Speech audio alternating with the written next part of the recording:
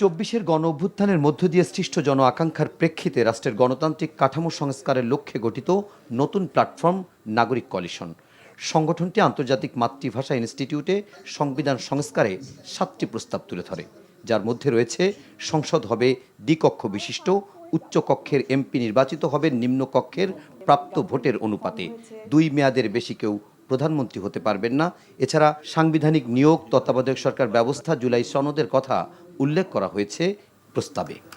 আলোচনায় অংশ নিয়ে জাতীয় ঐকমত্য কমিশনের সদস্যরা বলেন, সংস্কারের উদ্যোগকে কার্যকর করতে হলে প্রয়োজন রাজনৈতিক ঐক্যমত।